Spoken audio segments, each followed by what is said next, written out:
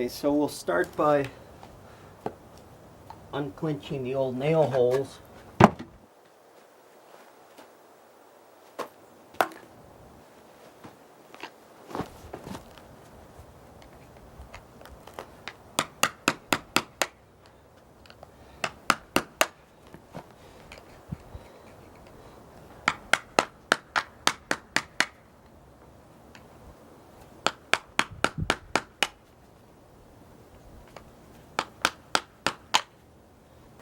To do this, we just use a regular hammer and an old chisel. The chisel should be dull. It doesn't have to be sharp anymore.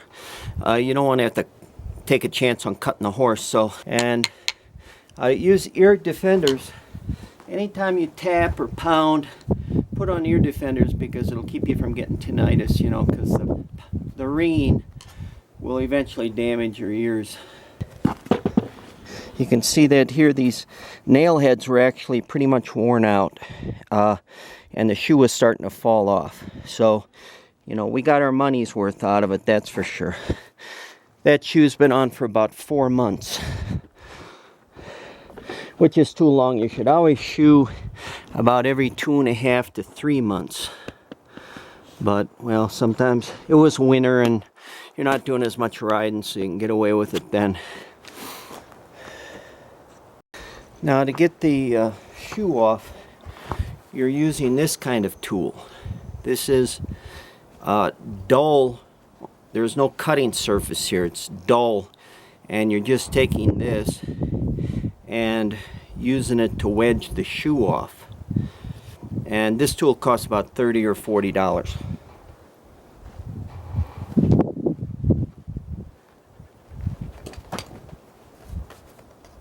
Just get it under there between the hoof and the shoe, and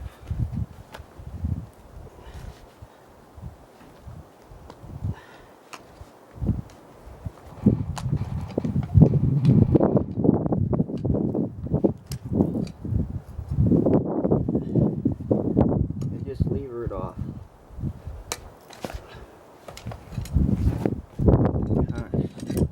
So you can see how thin this shoe is. But I've been successfully shoeing my horses for 25 years, and I've only got 2 horses, but that saved me a heck of a lot of money. What we'll use to do that is a good circle saw. And no, I'm just kidding. I cut some 2x4s earlier. You don't use a circle saw. What we're going to use is a Moto Dremel, which is a pretty fine articulating type of tool, and we have a diamond wheel on it. These diamond wheels cost about 20 bucks, and they'll last about 50 or 60 shoeings of a single hoof. He's got black hooves, and it is so hard to nip black hooves. I mean, it's like trying to nip through a piece of rock, especially in the summertime when the hoof's been dry.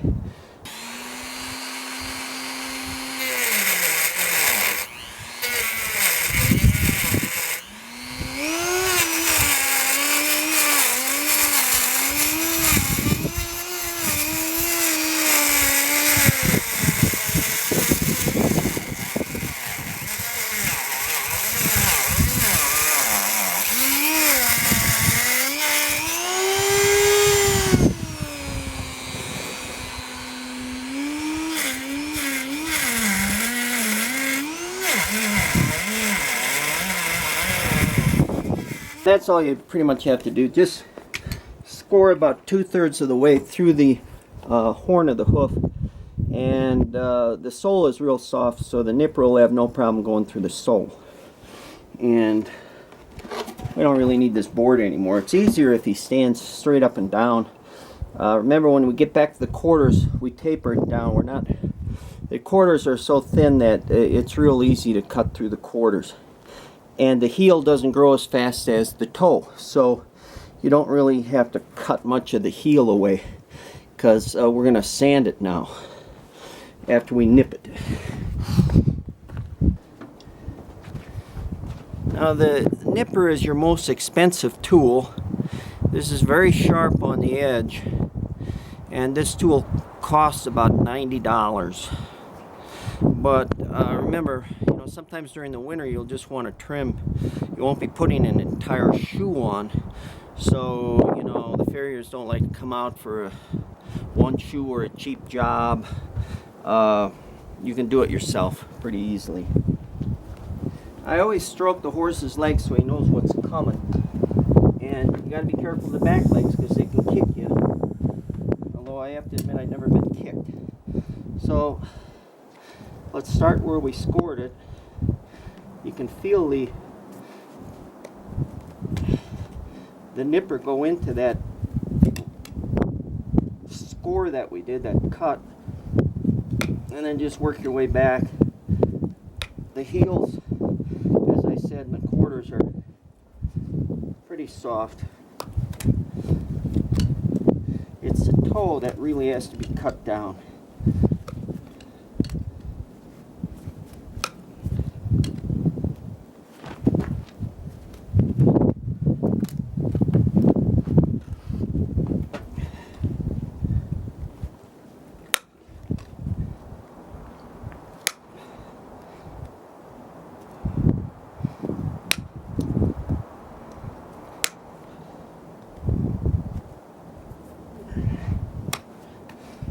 So by scoring it, you keep your hand safe because you don't want to rip one of your tendons in your fingers trying to nip a horse's hoof, okay? And that motor Dremel works nice. It does cut, so you have to be a little careful with it, that's all. You just keep it flat.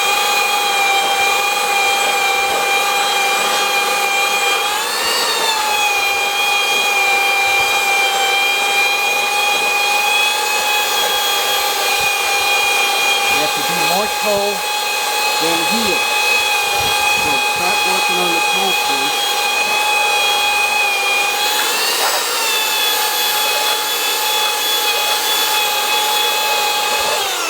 And if you sand over the frog, that's okay.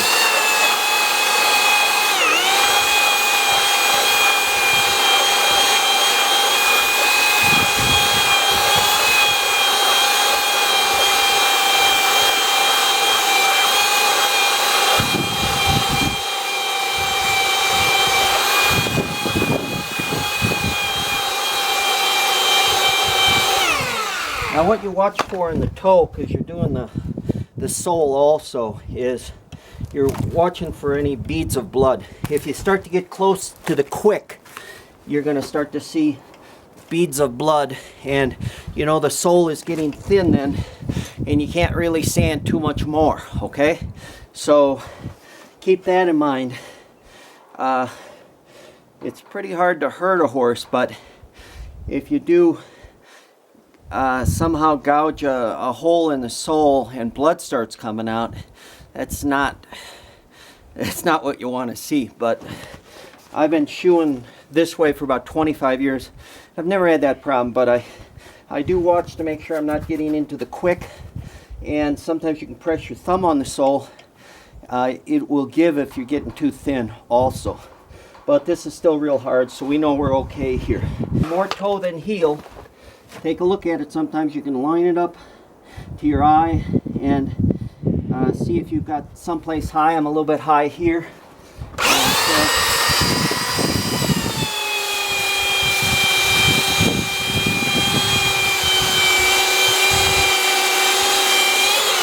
little pressure there.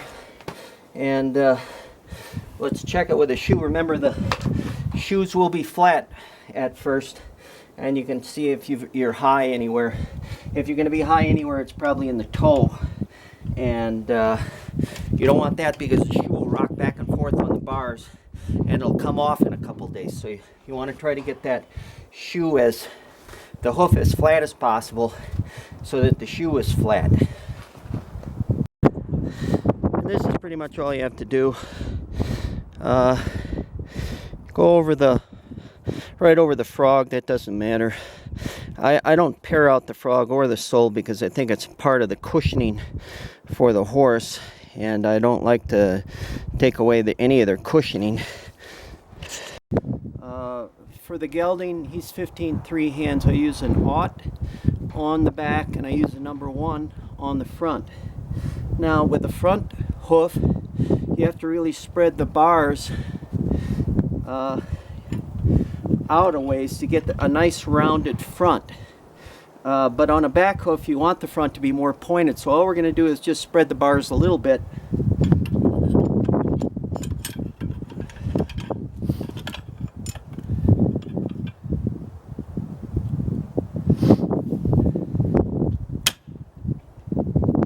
And that might be all we need to do, but let's check it. All we have to do is spread this bar just slightly more.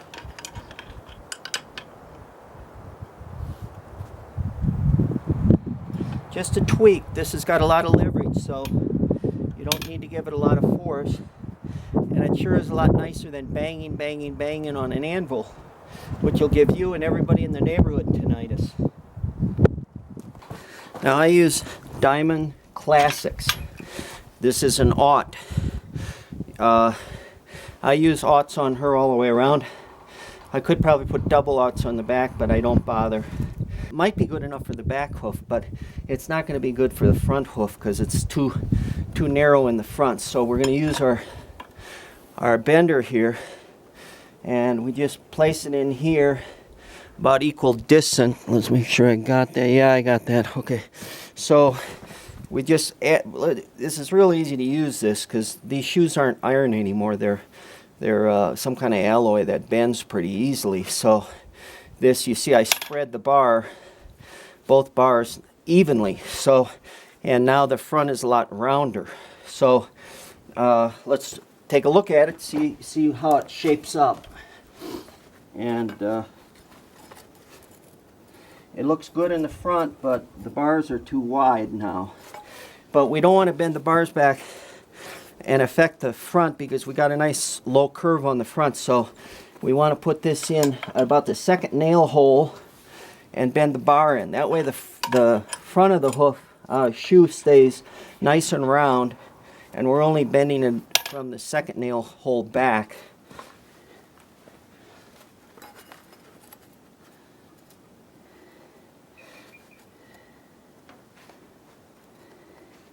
Well, we're looking pretty good here, and there's no rock to the toe, so we've got that toe nice and flat. Remember, we shaved that a little bit more than the heels, and we got it nice and flat. So this is looking good. You don't want the shoe hanging over the hoof, and you don't want the shoe too far inside to the hoof either. You want to bend it just about right. We did there, so it's looking good now. So to make it easier, we're going to use a drill. These nails are called City Combo. They're pretty much a standard nail.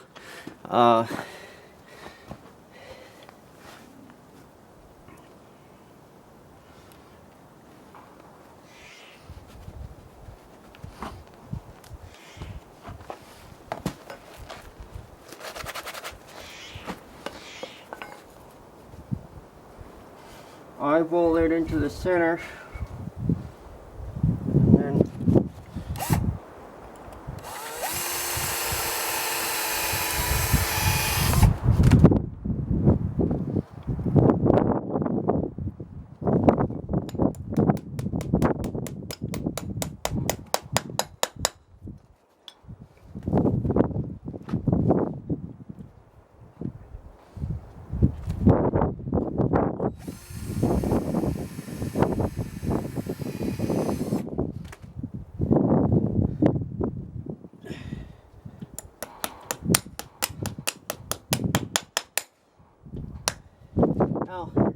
it's a little bit risky having these nails hanging out of this hoof because these nails can really hook you.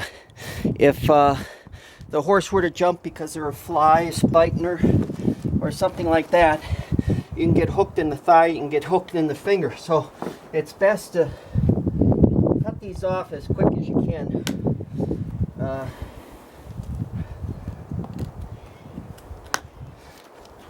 and tap down.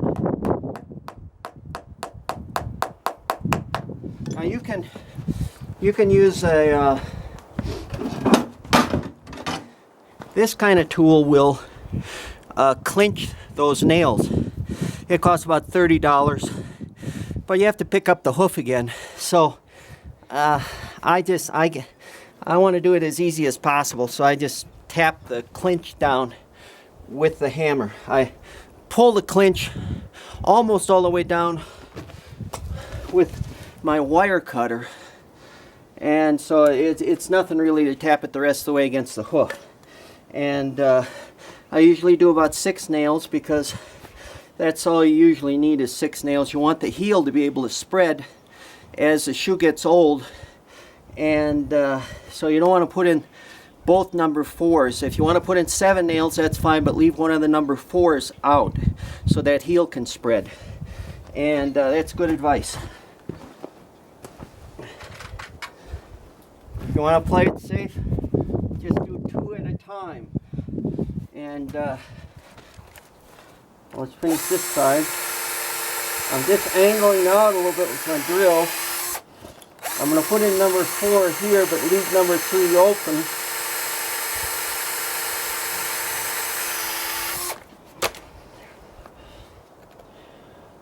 The advantage of the drill is you get the angle just exactly the way you want it.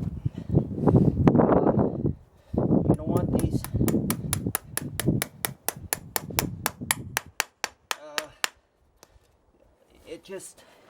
it's hard to get a nail through the horn sometimes. If you drill a pilot hole, then it really helps you out. See how I bend the clinch almost all the way around, and then I just tap it the rest of the way down.